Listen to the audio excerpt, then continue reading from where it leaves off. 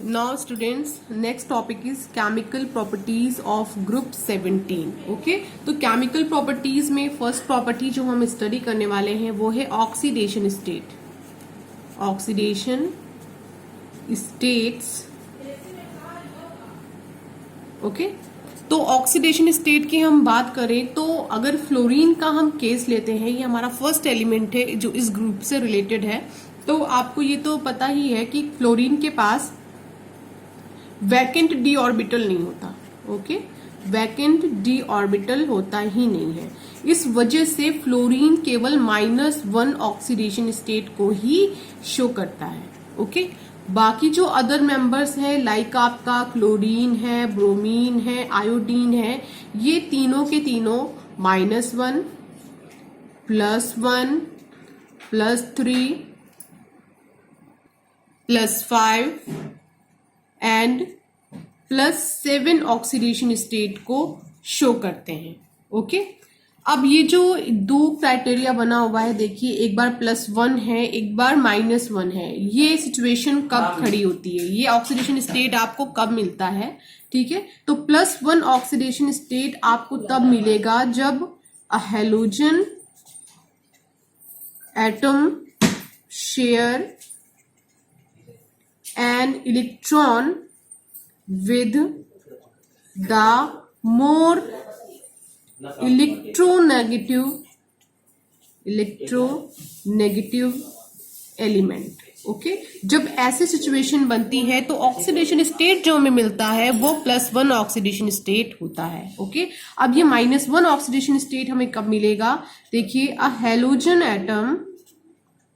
Atom share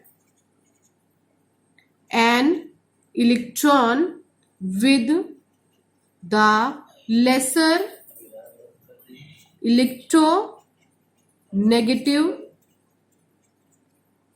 element. Okay, तो ये दोनों कंडीशन आप समझ लीजिए, यहाँ पे कंफ्यूज मत होइएगा कि ये +1 -1 वाला केस क्यों लग गया है. ओके, इसके बाद हम अब बात करते हैं क्लोरीन की.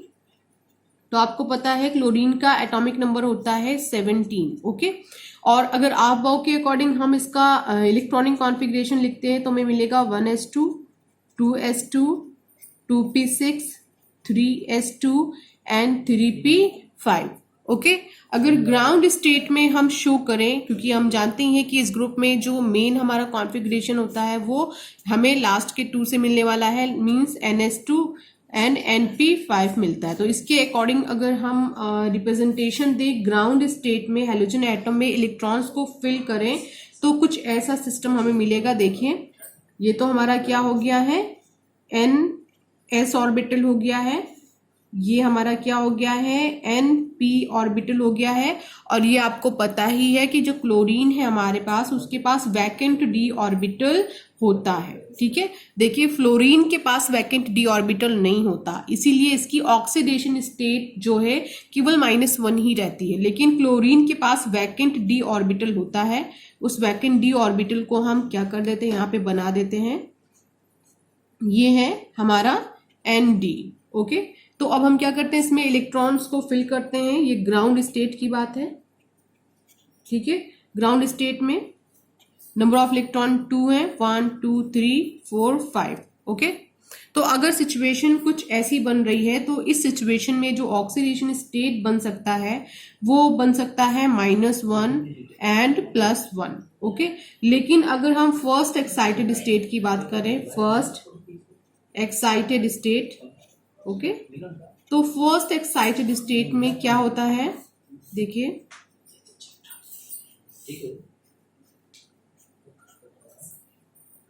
तो बच्चों फर्स्ट एक्साइटेड स्टेट में ये जो हमारा np ऑर्बिटल है अभी यहाँ पे पेयर फॉर्म में है, ये क्या हो जाता है, अनपेयर हो जाता है. अनपेयर हो जाता है तो एक इलेक्ट्रॉन मूव हो जाता है कहाँ पे, nd ऑर्बिटल की तरफ, कुछ इधर आ जाता है. तो टोटल अगर आप चेक करोगे तो टोटल अनपेयर इलेक्ट्रॉन यहाँ पे कितने हैं, 1 2 3 4, तो जितने अनपेयर इलेक्ट्रॉन होते हैं कैपेबिलिटी उतने ही बॉन्ड बनने की होती है. ठीक है, तो यहाँ पर जो ऑक्सीडेशन स्टेट होगा वो होगा +3 ऑक्सीडेशन स्टेट. ओके। नाउ अगर हम सेकेंड ऑक्सीडेशन स्टेट की या एक्साइटेड स्टेट की बात करें तो सेकेंड एक्साइटेड स्टेट में क्या होगा, ये तो आपका NS हो गया, ये आपका NP हो गया। तो ये जो पहले पेयर इलेक्ट्रॉन थे ये वापस क्या हो जाएंगे, अनपेयर हो जाएंगे। तो देखिए ऑलरेडी ये एक इलेक्ट्रॉन था, इसको हम ऐसे ही रहने दें, और ये वाला जो इलेक्ट्रॉन हमारा पेयर था इसको हम अनपेयर कर दें, तो यहाँ पे एक इलेक्ट्रॉन बढ़ जाएगा। तो अब हम काउंट करेंगे तो टोटल नंबर ऑफ इलेक्ट्रॉन्स यहाँ पे कितने अनपेयर कितने हो गए, 1 2 3 4 5। तो ऐसी सिचुएशन में जो हमें ऑक्सीडेशन स्टेट मिलेगा वो होगा +5 ऑक्सीडेशन स्टेट। अगर हम थर्ड एक्साइटेड स्टेट की बात करें, ठीक है, ये हमारा थर्ड एक्साइटेड स्टेट है, क्लियर। तो अब जो ये हमारा NS वाला आपको दिख रहा है, ये NS वाला भी क्या हो जाएगा, अनपेयर हो जाएगा, ठीक है। जब ये भी अनपेयर हो जाएगा, जब हमारा NS वाला भी अनपेयर हो जाएगा तो ये इलेक्ट्रॉन अपना यहाँ मूव कर देगा डी सब शेल में, देखिए। तो यहाँ पे टोटल कितने इलेक्ट्रॉन्स हो जाएंगे, 3 हो जाएंगे, ये दोनों वैकेंट रहेंगे। तो अब टोटल कितने हमारे पास इलेक्ट्रॉन हो गए अनपेयर, 1 2 3 4 5 6 7। तो इस सिचुएशन में हमें +7 ऑक्सीडेशन स्टेट देखने को मिलेगी। Okay. Now next property is oxidising nature.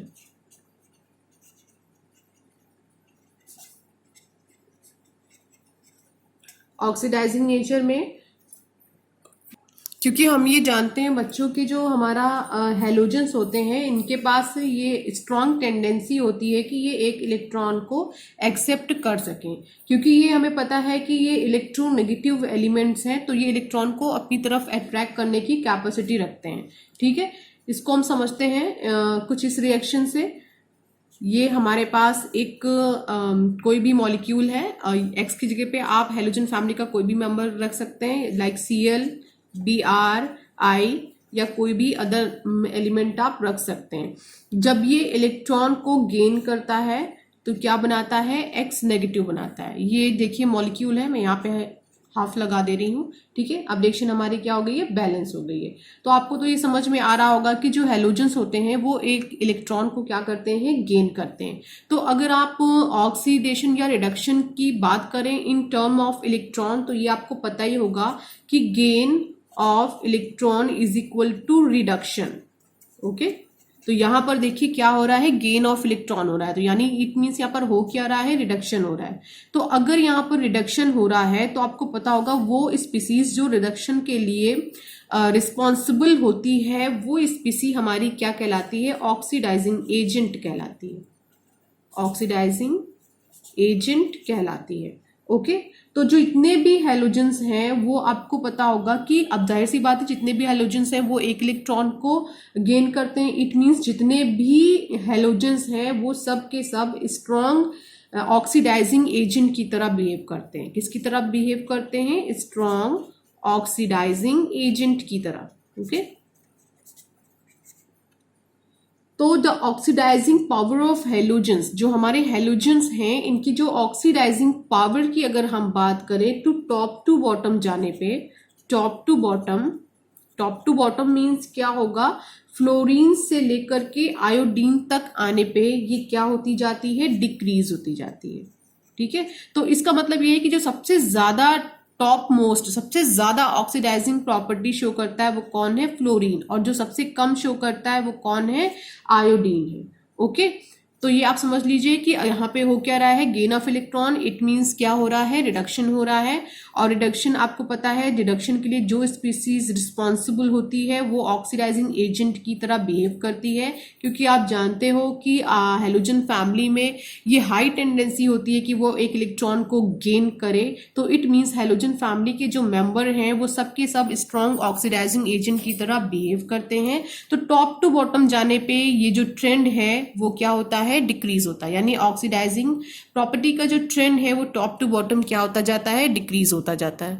यहाँ पर एक पॉइंट है जो हमें याद करना बहुत ज्यादा जरूरी है, वो ये है कि जो हेलोजन है हैलोजन होते हैं, हैलोजन फैमिली में आपको पता है फ्लोरीन है, क्लोरीन है, ब्रोमीन है, आयोडीन है, ये सारे एलिमेंट्स आते हैं। अब इन सारे एलिमेंट्स में वो एलिमेंट जिसका एटॉमिक नंबर कम होता है, क्योंकि यहाँ पे आपको पता है फ्लोरीन का एटॉमिक नंबर 9 है, फिर 17, फिर आप जैसे जैसे बढ़ते जाते हैं एटॉमिक नंबर क्या होता जाता है, बढ़ता जाता है। तो जो फ्लोरीन है इसका एटॉमिक नंबर यहाँ पर सबसे कम है। ओके, तो जितने भी हैलोजन जिसका एटॉमिक नंबर सबसे कम होगा वो हैलाइड आयन, ठीक है, जिनका एटॉमिक नंबर ज्यादा होगा उससे हैलाइड आयन को डिस्प्लेस करने की कैपेसिटी रखते होंगे। ठीक है, मेरी बात आपको ऐसे समझ में नहीं आएगी, अगर रिएक्शन के थ्रू हम इसे देखेंगे तो ये हमें ज्यादा समझ में आएगी। तो सबसे पहले आप ये जान लीजिए कि X2 हमारा क्या है, एक हैलोजन है। ठीक है, हैलोजन फैमिली का कोई भी मेंबर है और ये किसमें कन्वर्ट हो गया, X डाई नेगेटिव में, तो ये क्या है, हमारा हैलाइड है। ठीक है, तो हैलोजन फैमिली का वो मेंबर जिसका एटॉमिक नंबर कम होता है वो उसके पास कैपेसिटी होता है कि उस हैलोजन के सॉल्ट सोल्यूशन से जिसका एटॉमिक नंबर ज्यादा हो उससे हैलाइड को डिस्प्लेस करने की कैपेसिटी रखता है। ओके, देखिए हम एक रिएक्शन के थ्रू इसे समझते हैं।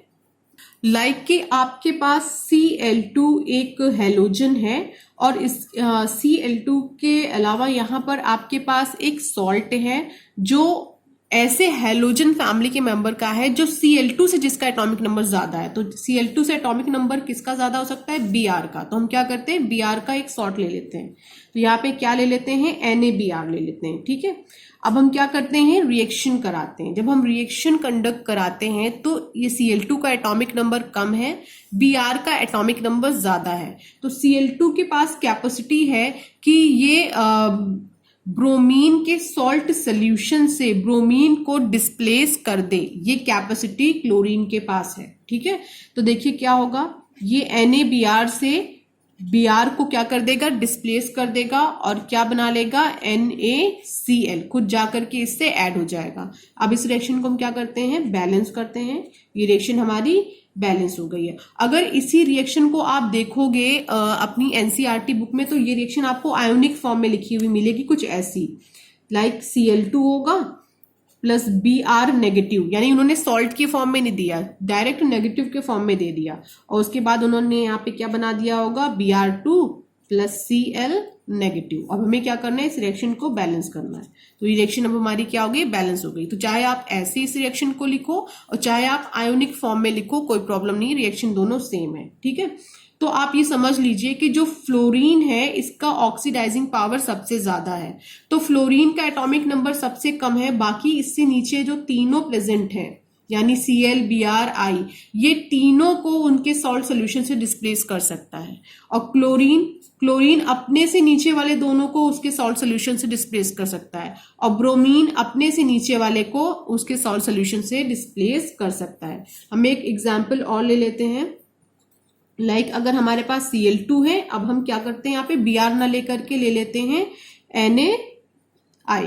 ठीक है, तो जाहिर सी बात है I का एटॉमिक नंबर ज्यादा है, Cl का कम है, तो क्या कर सकता है, Cl के पास कैपेसिटी है कि वो इसके सॉल्ट सोल्यूशन से I को डिस्प्लेस कर दे। तो वो इस चीज करता भी है, डिस्प्लेस कर देता है और क्या बन जाता है यहाँ पे NaCl। बैलेंस करते हैं रिएक्शन को 2 और रिएक्शन हमारी क्या हो गई, बैलेंस हो गई। अब हम चाहे इसको आयोनिक फॉर्म में भी लिख सकते हैं, Cl2 plus 2I negative gives out I2 plus 2Cl negative. ये रिएक्शन हमारी क्या हो गई, बैलेंस है। तो ये आयोनिक फॉर्म है, ये पूरा मॉलिक्यूलर फॉर्म में है।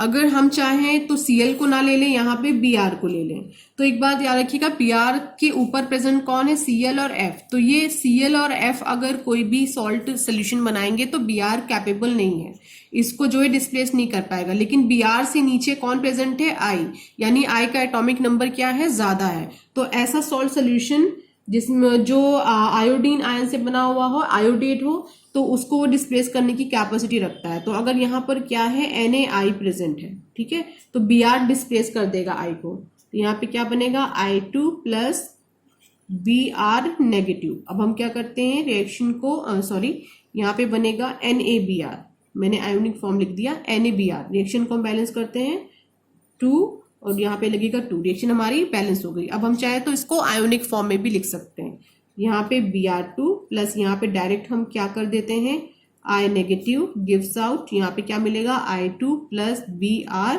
नेगेटिव। अब इसको हम क्या करते हैं बैलेंस कर देते हैं, रिएक्शन हमारी क्या हो गई है बैलेंस हो गई। Okay, now next topic is anomalous behaviour of fluorine. Anomalous behavior of fluorine।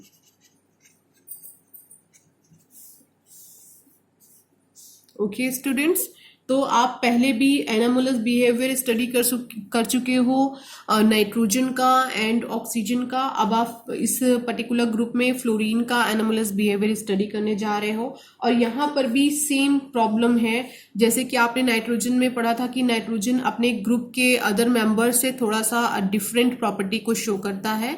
क्यों? क्योंकि उसका साइज छोटा होता है, इलेक्ट्रोनिगेटिविटी हाई होती है और उसके पास वैकेंट डी ऑर्बिटल नहीं होता। सेम चीज यहाँ पर भी है, यहाँ पर भी फ्लोरीन जो है कुछ काफी प्रॉपर्टीज अपने ग्रुप के अदर मेंबर से कंपेयर करे तो डिफरेंट शो करता है। क्यों शो करता है? क्योंकि फ्लोरीन का जो साइज होता है क्या होता है स्मॉल होता है, तो small size.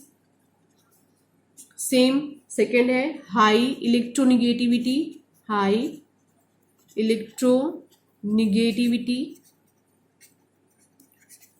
Third one is absence of vacant d orbitals।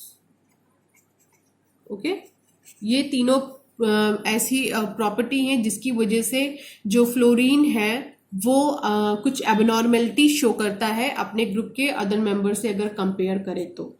ठीक है, तो फर्स्ट एबनॉर्मेलिटी ये होती है कोवैलेंसी से रिलेटेड होती है। ओके, तो ये तो मैंने आपको बताया ही था इसी वीडियो में कि जो फ्लोरीन होता है वो केवल क्या शो करता है -1 ऑक्सीडेशन स्टेट को शो करता है। ठीक है, लेकिन बाकी जो ग्रुप मेंबर है लाइक फ्लोरीन है, ब्रोमीन है, आयोडीन है, ये ऑक्सीडेशन स्टेट शो करते हैं, -1 भी शो करते हैं, +1 भी शो करते हैं, +3, +5, +7 भी शो करते हैं। बट क्लोरीन केवल -1 ही ऑक्सीडेशन स्टेट को शो करता है। ऐसा क्यों? ऐसा इसलिए होता है कि जो हमारे पास फ्लोरीन है, फ्लोरीन के पास वैकेंट डी ऑर्बिटल नहीं है। ठीक है, वैकेंट डी ऑर्बिटल ना होने की वजह से ये जो है अदर ऑक्सीडेशन स्टेट यानी +3, +5, +7 ऑक्सीडेशन स्टेट को शो नहीं कर पाता है। ओके, नेक्स्ट पॉइंट है हमारा, हम बात करते हैं अब रिएक्टिविटी की। तो जो हमारा फ्लोरीन है इस पर्टिकुलर ग्रुप में अगर हम कंपेयर करें अदर एलिमेंट से, तो जो फ्लोरीन है हमारा वो मोर रिएक्टिव है। ओके, अब क्वेश्चन अराइज होता है कि फ्लोरीन हमारा बाकी सारे जो एलिमेंट है उनसे ज्यादा रिएक्टिव क्यों है? तो ऐसा इसलिए है जो FF बॉन्ड होता है, ठीक है, जो डिसोसिएशन एनर्जी है FF बॉन्ड की वो जो है काफी कम होती है। तो जो FF बॉन्ड की बॉन्ड डिसोसिएशन एनर्जी है, इट मीन्स कि बॉन्ड को डिसोसिएट करने में जो हम एनर्जी प्रोवाइड करते हैं वो काफी कम एनर्जी हम प्रोवाइड करते हैं, और कम एनर्जी प्रोवाइड करने की वजह से ये बॉन्ड बहुत आसानी से ब्रेक हो जाता है।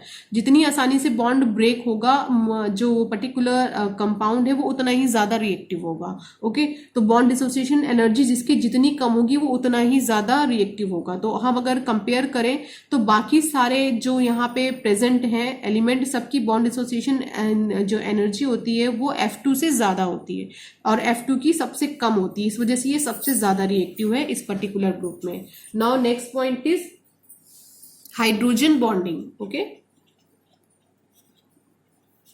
तो हाइड्रोजन बॉन्डिंग की बात करें तो हमें ये तो पता ही है कि जो फ्लोरीन है हमारा वो सबसे छोटा है स्मॉल साइज में और इसकी इलेक्ट्रोनिगेटिविटी बहुत ज्यादा हाई है। तो जो हमारा फ्लोरीन होता है अपने हाइड्राइड्स में अगर हम देखें लाइक HF में अगर हम देखें तो HF कैपेबल होता है हाइड्रोजन बॉन्डिंग बनाने के लिए। ठीक है, तो HF क्या बनाता है? हाइड्रोजन बॉन्डिंग बनाता है।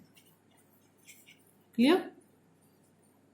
अब क्योंकि HF जो है हाइड्रोजन बॉन्डिंग बनाता है, ये हाइड्राइड है फ्लोराइड का। जो अदर हाइड्राइड है लाइक HCl है आपका, HBr है, HI है, ये लोग कैपेबल नहीं है, ये सब हाइड्रोजन बॉन्ड नहीं बनाते, बट HF हमारा हाइड्रोजन बॉन्ड बनाता है, जिसकी वजह से जो HF होता है वो जो है लिक्विड स्टेट में होता है। ओके, और बाकी जैसे कि हमारा ये हो गया HCl हो गया, HBr हो गया, HI हो गया, ये सभी जो है गैसेस स्टेट में प्रेजेंट होते हैं। तो कभी भी क्वेश्चन अराइज हो तो आप ध्यान रखिएगा कि जो HF होता है ये एक लौता ऐसा हाइड्राइड है इस पर्टिकुलर फैमिली में जो कि हाइड्रोजन बॉन्ड बनाने में कैपेबल है, बाकी तो हाइड्रोजन बॉन्ड नहीं बना पाते। यही रीजन है कि HF काफी डिफरेंट प्रॉपर्टी शो करता है इस पर्टिकुलर ग्रुप में, बाकी जो है वो प्रॉपर्टी को शो करने में कैपेबल नहीं है। नेक्स्ट हम बात करते हैं HF को ही बात करते हैं। जो HF हमारा होता है वो वीक एसिड की तरह बिहेव करता है, यही रीजन है,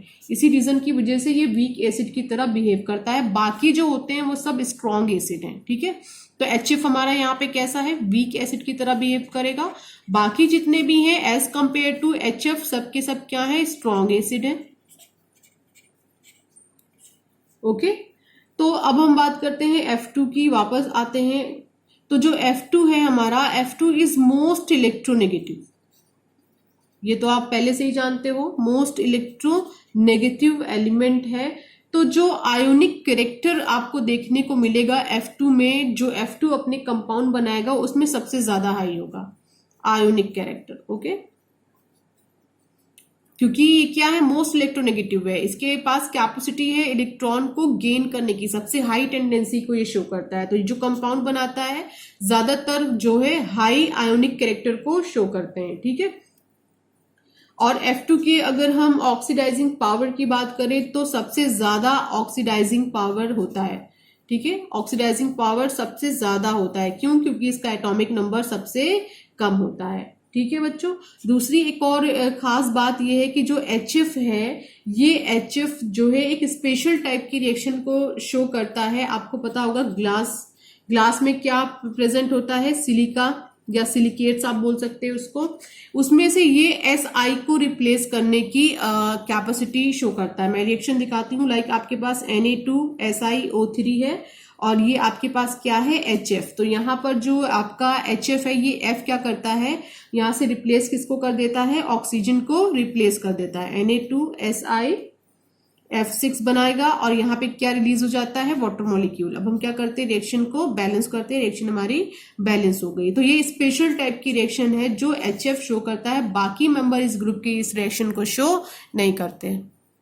एक बहुत इंपॉर्टेंट पॉइंट हम देख लेते हैं यहाँ पर, जो अभी हमने बात करी थी आयोनिक कैरेक्टर की। तो एक चीज आप यहाँ पे देख लीजिए, AlF3, हो सकता है कि आप इस कंपाउंड को पहली बार देख रहे हो।